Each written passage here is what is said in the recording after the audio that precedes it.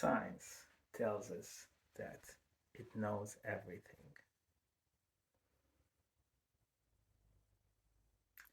and then science tells us it doesn't know anything. Science reach very solid conclusion about everything around us and tells us these are facts, and they call it scientific facts. They tell us that this is what I have reached. It is the optimal source of our knowledge, and that whatever I tell you, you should trust because it is the best that we have ever known. And I'm not undermining in any ways the evolution and scientific findings that are helping our lives getting so much better. And I'm not saying that it should be eliminated. However, I am saying that science is not us and it shouldn't be equated in any way with us because science is our best attempt to discover more about ourselves and the world around us, and believing in it is just pain because it is so limited and it is so limiting. There is something beyond science, something that science fails to tell us, some stories that doesn't happen to make us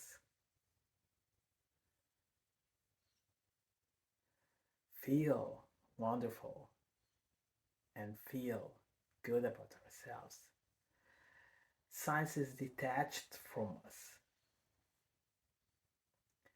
Science is so beyond us.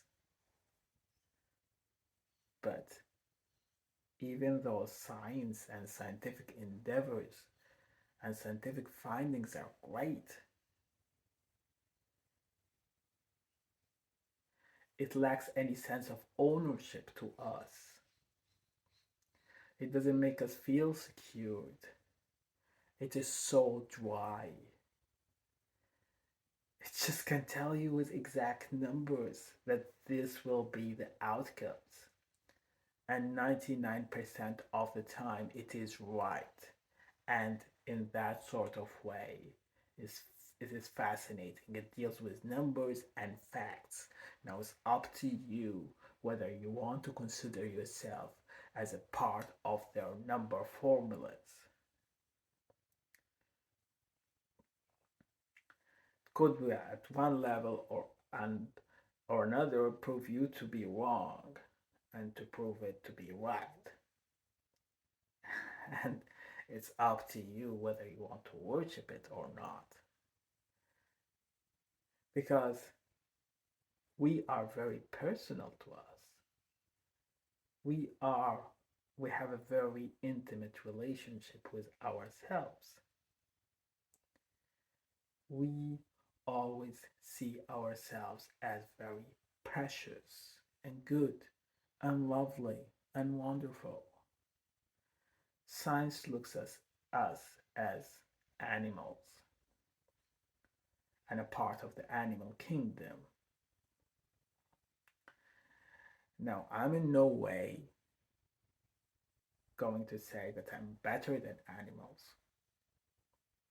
but I'm sure that even ants, and I'm saying even ants in an indiscriminate way because ants are very majestic creatures by themselves, and I have no disrespect to any animal. But when I'm saying even ants, they will not want to be humans. They find themselves to be special. They find themselves to be lovely in their own. And they don't want to be collected with us in one category. And they have chosen not to be humans, and they can see themselves as better than us. And I think this should be always, we should have the same right.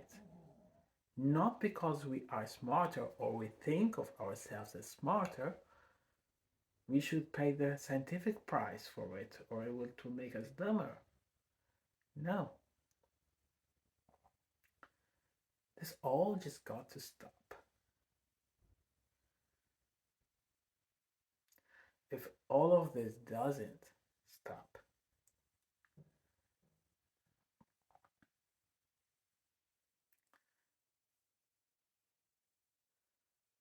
we just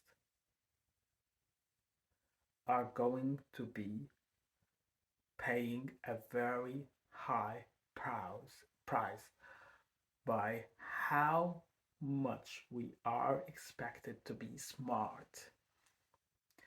And I think we should bear a very open mind about the degree and strength of how smart we are. Because all of the smart thing is a fiction. Ants, in terms of survival, has proven scientifically that they are much smarter than us. They have survived for so much longer, and there are so many questions about how long we are going to survive. So, if we talk about numbers, ants should deserve more respect than us. But in terms of emotions, in terms of faith, in terms of things that we cannot measure, we are absolutely and immeasurably and fascinatingly better.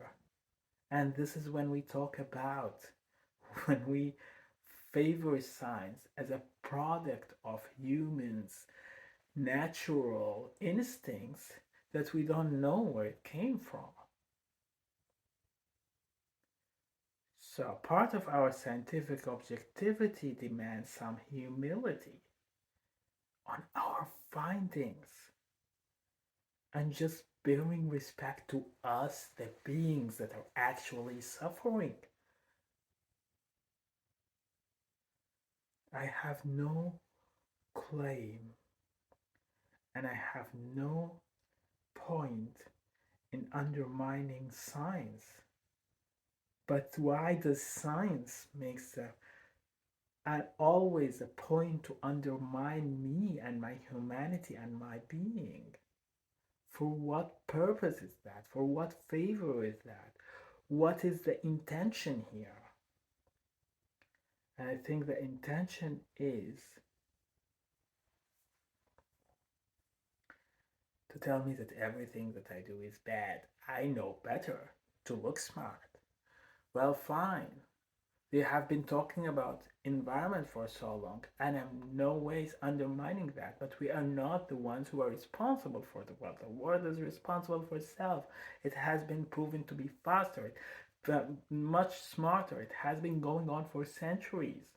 So we shouldn't worry us so much as if we are the sole proprietors of the earth to just maintain the world in this way and just to preserve it and to think of all our products as disastrous to the environment and that we shouldn't have existed. Look at what this is bringing us. We don't own our instincts. Our instincts have been created. And when the pressure is relieved, we are able to think better about what we can practically do and what we cannot do.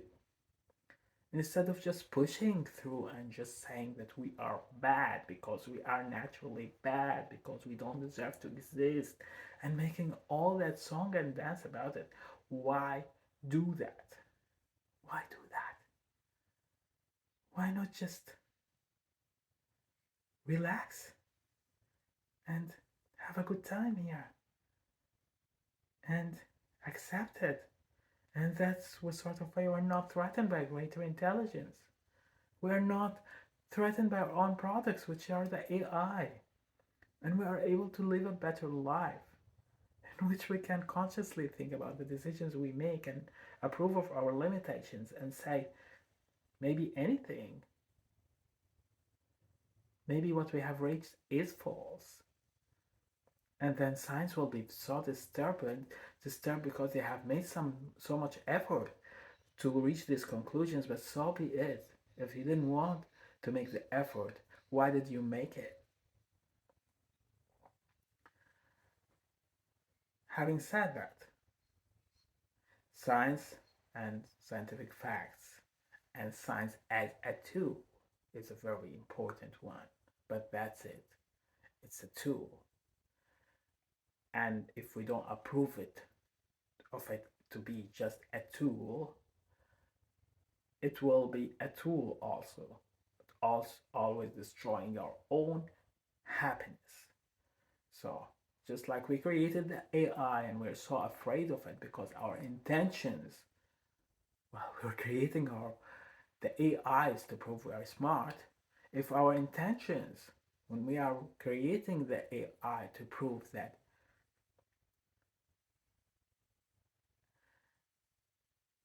we are doing it because it's in our instinct to do it and we don't have any other intentions to do it because it is so meant to be, then everything else will become so flawless. And even if it's so many full of flaws, we wouldn't be daunted by it. So why create your own miseries with your own intentions? Why not just be a friend to the world? And then, if you are a genuine friend to the world, the environment and the whole world would like you. And that's it. Life doesn't need to be more complicated than that. It really doesn't. And if you want to make your life more complicated than that, be my guest. And one day, you will die. And when that happens, you really don't know what will happen after that. And science can't save you. I'm not saying you're going to get punished, but maybe it will be the very end of here. And if that's the end of here, you have wasted your entire life trying to fake that you are smarter than you are and trying to cover up for the fact that you know you're not that smart. Thank you.